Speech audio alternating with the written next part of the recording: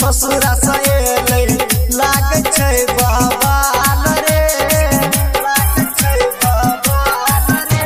रे होली में जाना ससुरा सहेलै लागै छै बवाल रे। जाना संगे रंग खेलबा हाल भरा संगे होली खेलबै रंगबै दुनू गाल रे। जाना संगे रंग खेलबै रंगबै दुनू गाल रे। फेर हमरा देख कऽ हमर जानू मारै छलै मुस्कान रे, मारै छलै मुस्कान रे। फेर हमरा देख कऽ हमर जानू मारै छलै मुस्कान रे। जाना संगे रंग खेलबै हाल भरा संगे होली खेलबै रंगबै दुनू गाल रे।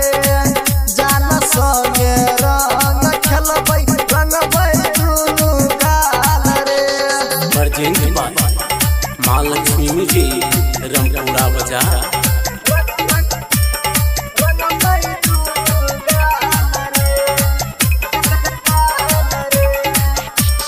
Music by DJ Umesh, Shukipur Bazaar.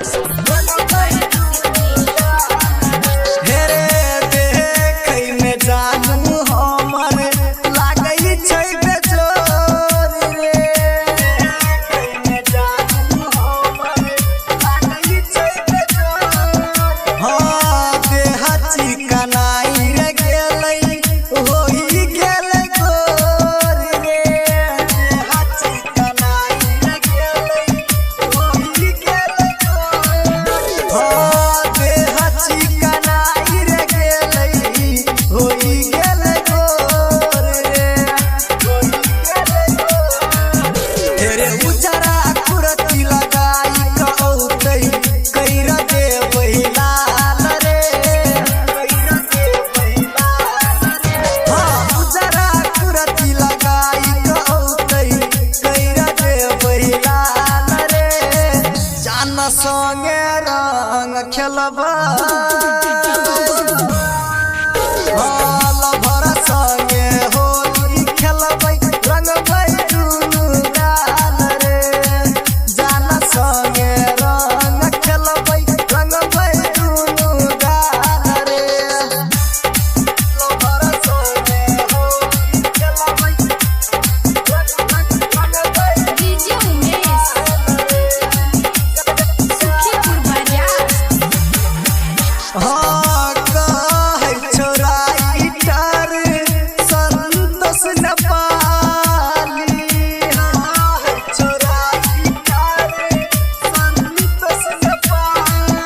हाँ जान के संगे रंग खेलबै लेके पिचकारी।